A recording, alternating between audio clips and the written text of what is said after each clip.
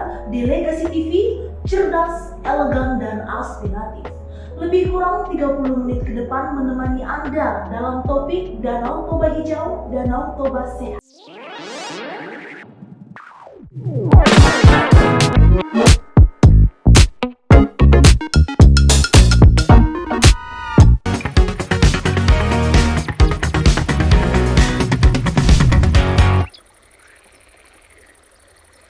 Sebagaimana yang kita ketahui, Danau Toba salah satu keajaiban dunia. Di balik keindahannya yang dijuluki negeri indah kepingan surga, hingga kini tetap saja mengurai asa penyelamatan hutan dan ekosistemnya. Ternyata Danau Toba yang dikepung 7 kabupaten di Sumatera Utara menjadi langganan kebakaran hutan sejak zaman dahulu kala.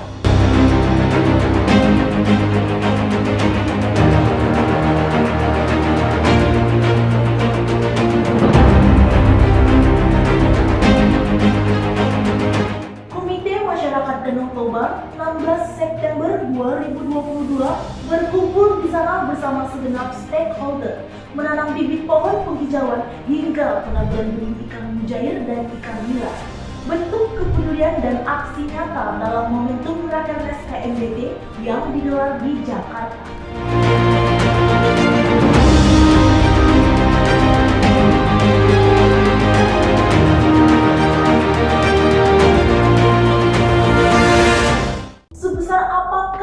Ancaman kebakaran hutan di Danau Toba dan bagaimana penyelamatan ekosistemnya, kita simak pendapat sejumlah pakar lingkungan dan pecinta budaya dalam wawancara yang dirangkum media delegasi. Berikut cuplikan.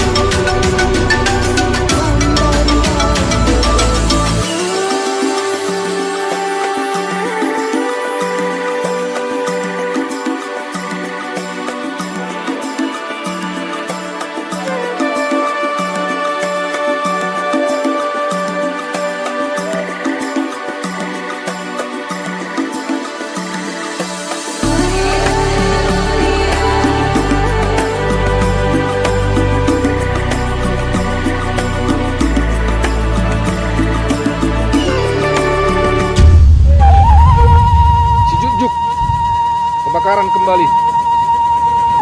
Aduh, habis dah.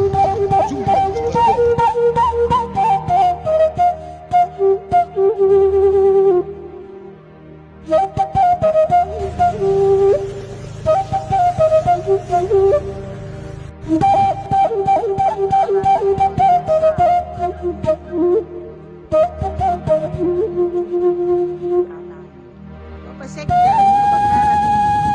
Bagaimana ini Pemkab Samosir turun tidak ke sini? Terima kasih, cuma sekedar laporan.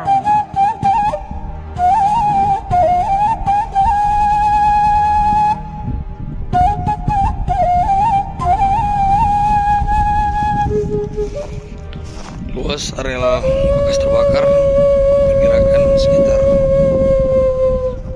5 hektar.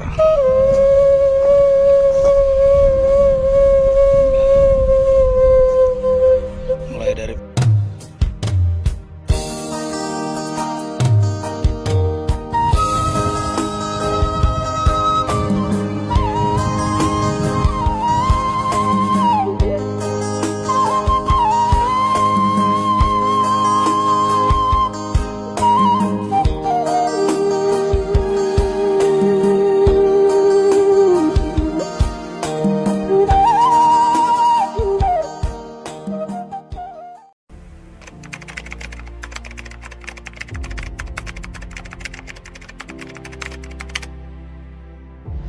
Saya concernnya memang terkait dengan pelestarian lingkungan, juga terkait dengan sanitasi.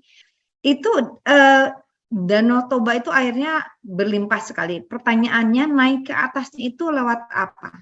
Apakah sudah ada sistem penyediaan air minum, ya SPAM di sana? Dan apakah juga sudah ada riset tentang SPAM, ya sistem penyediaan air minum dan sanitasi yang terbaik untuk tadi di daerah kawasan Danau Toba. Nah, kenapa ini penting? Tadi ya, hanya bagian kecil aja. Bagian kecilnya kayak tadi saya lagi membayangkan tadi dibilang kalau dulu kan ada yang saya membayangkan ketika tadi ya itu kan berapa kemarin tuh 200 hektar ya yang terbakar. 600 tuh, 600. Oh, Masya Allah itu kan ini sekali luas sekali. 600 terbakar itu berarti kan waktu itu ketika pemadamannya juga saya tidak karena saya belum mendalami ya, Jess, mungkin Pak Sebastian atau yang lain lebih tahu kenapa itu bisa sampai begitu luas. Apakah ketika memang itu terjadi kendalanya juga di masalah tadi air ya. Tadi kan dibilang kalau dulu ada pesawatnya dan sebagainya gitu. Jadi memang tidak lepas sebetulnya berkaitan dengan penyediaan sistem penyediaan air minum dan sanitasi yang aman itu memang banyak berkaitannya juga dengan tadi masalah lingkungan di sana gitu. Nah, kalau saya sendiri memandang bahwa sanitasi di Danau Toba termasuk tadi penyediaan air minum juga itu adalah sesuatu yang memang sangat esensial. Apalagi kalau tadi Danau Toba ini ingin dijadikan sebagai atau direalisasikan, diwujudkan menjadi destinasi internasional, ya destinasi wisata internasional. Nah, dengan mengambil tadi ideografiknya Danau Toba, sebetulnya ini bisa diangkat menjadi kebijakan yang di pusat. Kebijakannya apa? Berikan insentif tadi kebijakan fiskal untuk di Danau Toba gitu ya, bukan hanya di Danau Toba tapi juga di seluruh nasional yang berkaitan dengan sistem penyediaan air minum yang itu sudah saya perjuangkan dan alhamdulillah sudah berhasil, tetapi yang berkaitan dengan sanitasi ini yang belum. Kemudian yang kedua yang juga barangkali harus didorong untuk direalisasikan adalah bagaimana ada kawasan ekonomi khusus bidang pariwisata di sana di Danau Toba. Kalau dia jadi KEK, kok feeling saya kalau dia jadi KEK, kemungkinan tadi masalah kebakaran hutan juga ini akan lebih terkendali gitu. Karena kan lebih komprehensif ya. Jadi tidak bukan diabaikan sih, tidak kalau sekarang kan belum sebenarnya kalau ditanya ini Danau Toba itu mau diapakan. Nah, jadi Prof Edi tadi sudah pernah menyampaikan para tadi tokoh-tokoh adat di sana, karena saya tahu atau yang kami pahami ya, mungkin bisa saja kami yang salah. Kalau orang Batak itu sangat tadi ya sangat patuh ke hula-hulanya atau ke yang tadi itu adatnya. Jadi tokoh adat itu harus duduk bareng. Oke, biasa itu. Kemudian sama-sama berbuka. Ini mau dibawa kemana gitu. Mereka harus dilibatkan, karena kalau mereka tidak dilibatkan, nggak mungkin juga berhasil gitu ininya. Hanya misalnya bergantung kepada Pemda atau bahkan hanya bergantung kepada tadi beberapa elemen masyarakat. Jadi memang semua harus dilibatkan sehingga bisa buat perencanaan yang tadi komprehensif, holistik dan imparsial. Itu kata kuncinya.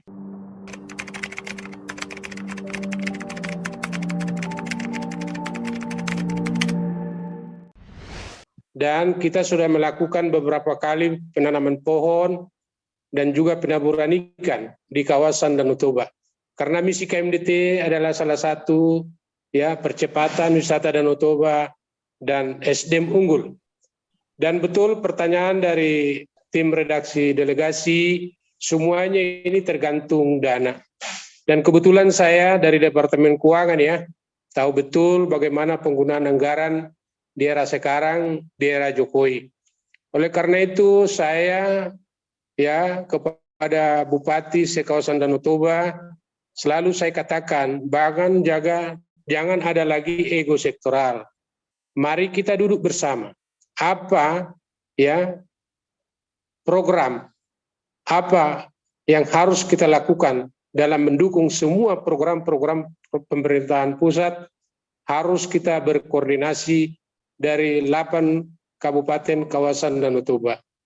Dan semuanya ini saya harapkan jangan lagi ada ego sektoral, karena Jokowi selama 2 periode hampir telah mencurahkan pemikiran dan perhatian bagaimana Danau Toba ini salah satu super prioritas ya, dan juga SDM unggul yang mendunia. Inilah tugas daripada KMDT sebagai mitra KMDT. Oleh karena itu di Rakernas nantinya bahwa seluruh masukan-masukan dari para menteri nantinya ya akan kita kumpulkan dan kita buat rekomendasi Rakernas ini kepada Dewan Penasihat Presiden yang menyampaikan kepada Presiden Jokowi agar nantinya setiap kementerian, setiap kepala daerah yang ada di sana bermitra untuk menggunakan dana APBN. Tentu bagaimana kita supaya KMDT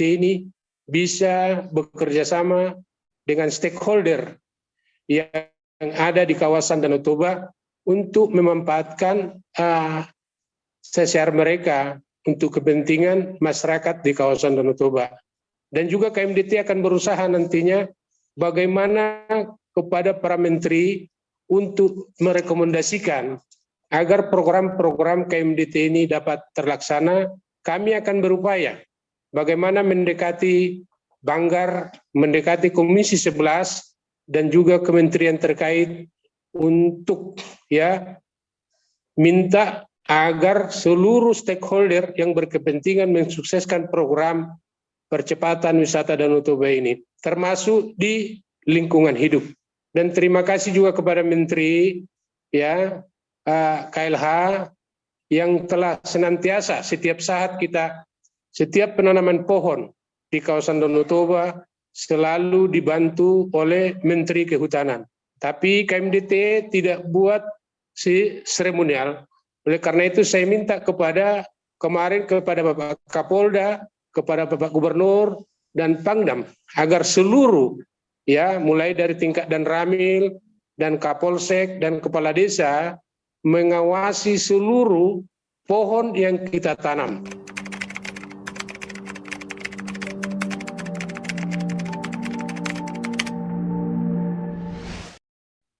Profesor Haula tadi ketika menyinggung tentang sistem penyediaan air minum di Pusupuhit misalnya, ini harus didengarkan oleh Pemda dan anggota DPRD di 7 kawasan Danau Toba supaya SPAM itu, sistem penyediaan air minum itu betul-betul terlaksana menjadi kebijakan dari pemerintah daerah di 7 kabupaten kawasan Danau Toba.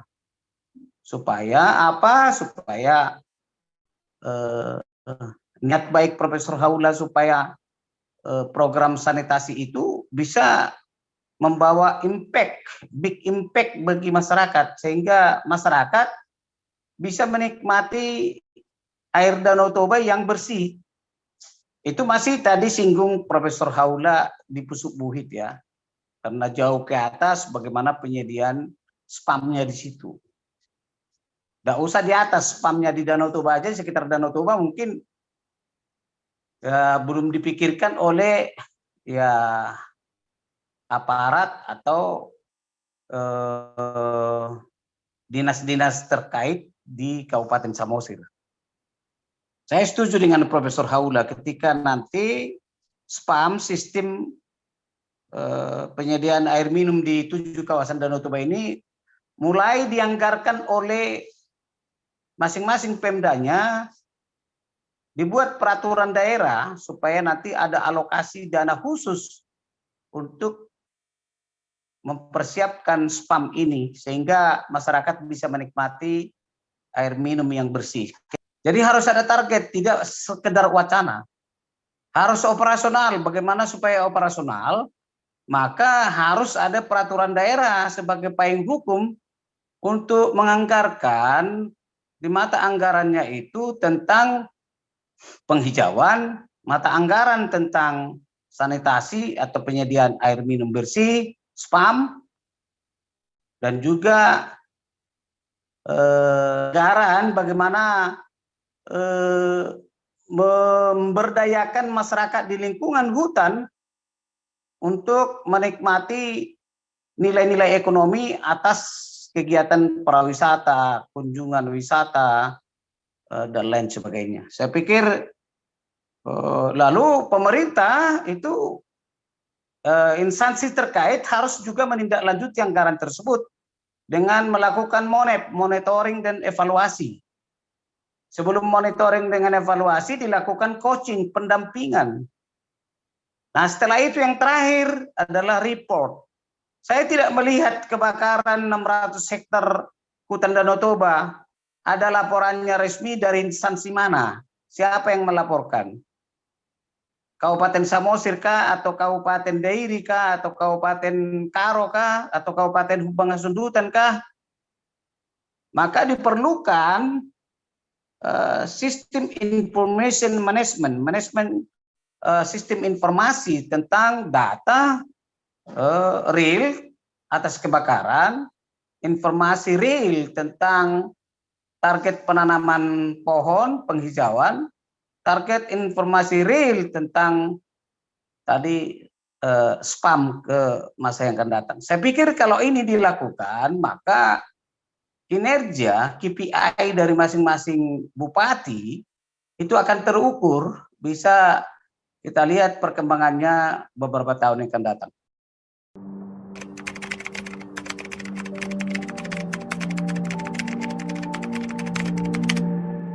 Jadi kalau kita bicara menyadarkan, ya, menyadarkan, ini bahasa menyadarkan ini sebenarnya kalau kita terjemahkan artinya sebenarnya bagaimana membuat orang menjadi dalam keadaan mengerti, dalam keadaan insaf, dalam keadaan dia ikut merasakan, ikut mengalami. Jadi karena itulah makanya, karena selama ini kan kalau kita lihat ya informasi, makanya karena faktornya kan faktor manusia. Oke, kalau kita misalnya berbicara soal kelalaian, misalnya ya, ada mungkin kita tidak tahu sekarang pengguna hutan, pengguna lahan-lahan di kawasan Danau Toba itu siapa. Mungkin misalnya kita ambil contoh, apakah penyadap, apakah petani, ya. Sekarang contohnya, tidak sengaja, bisa saja terjadi. Kalau puntung rokoknya misalnya dilemparkan, maka itu bisa menjadi pemicu. Maka tentu langkah pertama juga diingatkan kepada masyarakat bahwa mereka-mereka yang menggunakan hutan dan lahan menjadi sumber penghasilannya haruslah waspada, tidak sembarangan membuang puntung rokoknya, apalagi pada masa-masa musim kemarau yang berkepanjangan. Nah, sekarang bagaimana dengan tindakan-tindakan yang non alami tadi, yang manusia?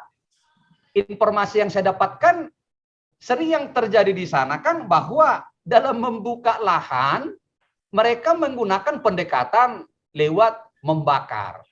Karena mereka berpikir memang itu kan lebih efektif dari segi tenaga dan waktu. Jadi membuka lahan mereka langsung dibakar tanpa mengawasi dengan yang benar. Karena coba dipikirkan, kalau dia melakukan secara manual, maka tentu kan butuh waktu, butuh tenaga. Karena itu memang bagaimana informasi ini saya kira secara teknis dalam rangka mencegah, maka kita harus mengingatkan bahwa saat mereka membuka lahan, bahkan saat mereka membakar sampah, bahkan mereka saat membersihkan lahannya, aktivitas-aktivitas yang membakar itu harus betul-betul mendapat perhatian, harus betul-betul mendapat namanya sedikit paling tidak ya betul-betullah dilakukannya. Dan kalau boleh jangan sewaktu melakukan itu sedang api, masih ada api, ditinggalkan.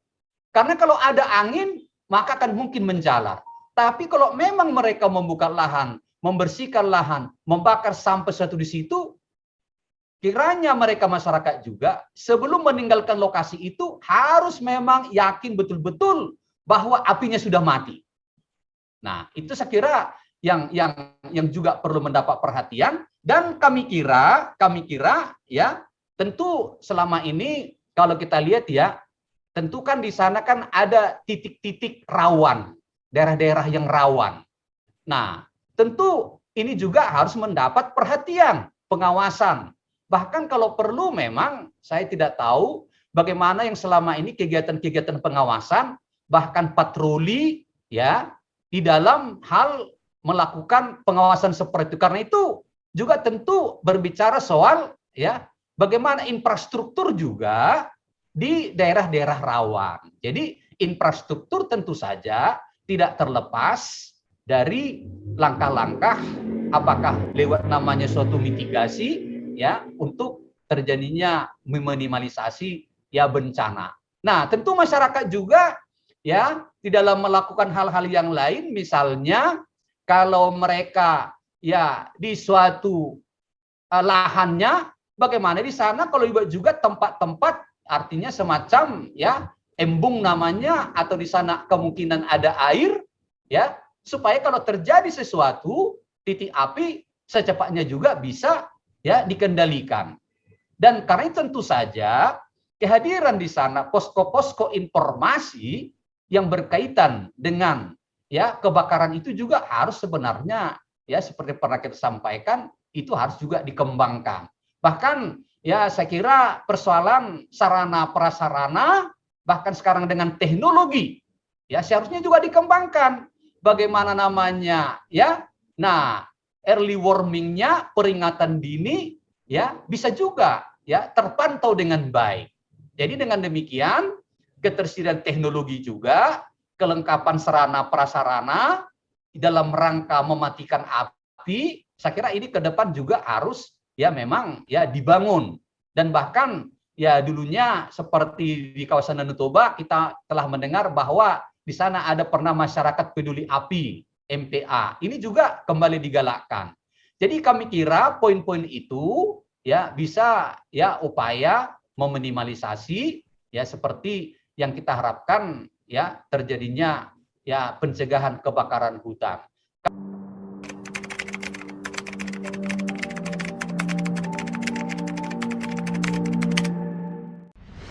Sedikit dengan penebaran, oke lah soal kebakaran hutan, ada buku yang menarik yang ditulis oleh Perlindungan Serigar. Ratusan tahun lalu orang Batak juga sudah melakukan itu. Kadang dengan canda dia bilang supaya selain dapat gampang sekali kan dengan dibakar dia bisa tanam lagi. Lalu iseng syukur-syukur bisa dapat rusa panggang dia bilang. Dengan canda dia bilang bagaimana itu telah terjadi pertanian nomaden bagi orang Batak sampai ke daerah Tapsel sana. Mulai dari Tanah Batak, si Borong-Borong, si Pahutar, dan Kepangaribuan. Pola itu sudah dilakukan sejak dahulu. Tidak ada kita yang setuju dengan pembakaran hutan. Saya yakin tidak ada yang setuju. Pertanyaan sebenarnya yang paling menarik, kenapa mereka lakukan itu?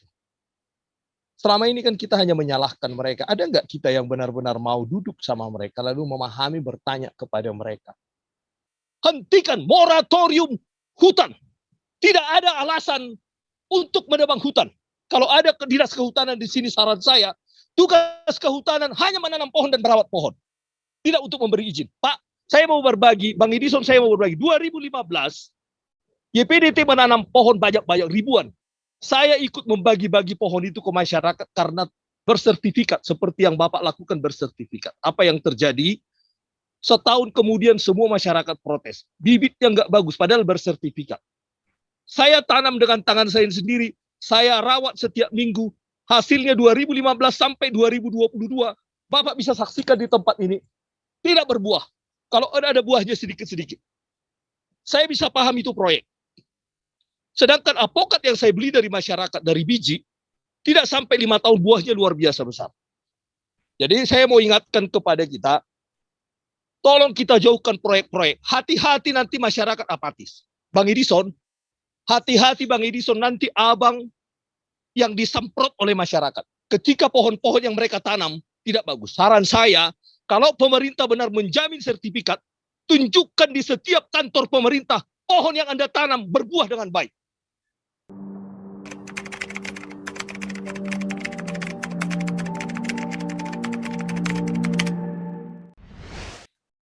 Saya sangat tertarik dengan apa yang disampaikan oleh Bapak-Bapak dan Ibu Profesor yang mungkin dengan sangat santun dari tataran keilmuan yang juga sebanding dengan apa yang disampaikan oleh rekan juang Sebastian Huta Barat yang disampaikan dengan sangat semangat ya, dengan semangat yang luar biasa.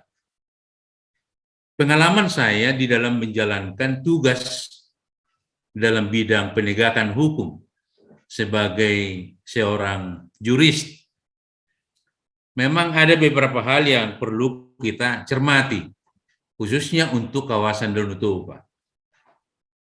Barangkali kita harus mulai mengejawantahkan, mensosialisasikan, dan memahamkan kepada masyarakat apa itu tentang mutu lingkungan. Kalau di kawasan Danau Toba kita lihat dari tahun ke tahun ada beberapa titik yang menjadi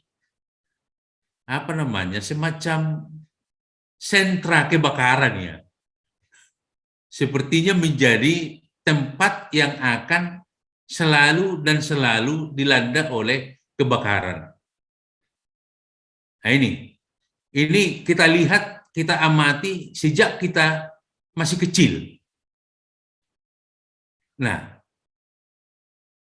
untuk ini yang kita katakan tadi bahwa saat ini dalam kurun beberapa dekade belakangan begitu intensnya dunia memikirkan tentang lingkungan. Nah, sekarang pertanyaannya bagaimana pemerintah mengantisipasi dan menyikapi hal ini. Bagaimana pemerintah melakukan kebijakan untuk memberikan perhatian dalam rangka mencegah kebakaran ini yang setiap tahun terjadi hampir di lokasi yang sama. Saya belakangan ini juga melihat itu kebakaran yang terjadi di sekitar Pusuk Buhit, di sekitar Harian, di sekitar Sihotang, sekitar itu ya, di sekitar itu, dan itu terjadi sejak saya masih kecil, yang ada di seberang dekat rumah sakit Adrianus sekarang. Kebetulan saya dilahirkan di sana. Barangkali itu juga, Bapak Ibu. Nah, sepanjang yang kita tahu bahwa di pemerintah kabupaten, katakanlah di pemerintah Kabupaten Samosir, kita lihat ya perhatian untuk pencegahan kebakaran ini mungkin kemungkinan masih sangat, kalau boleh saya katakan ya, mungkin masih sangat rendah ya. Artinya belum memenuhi standar. Ini barangkali yang perlu menjadi pemikiran kita bersama untuk menyuarakan kepada pemerintah untuk memberikan perhatian yang lebih dalam rangka pencegahan terjadinya kebakaran ini.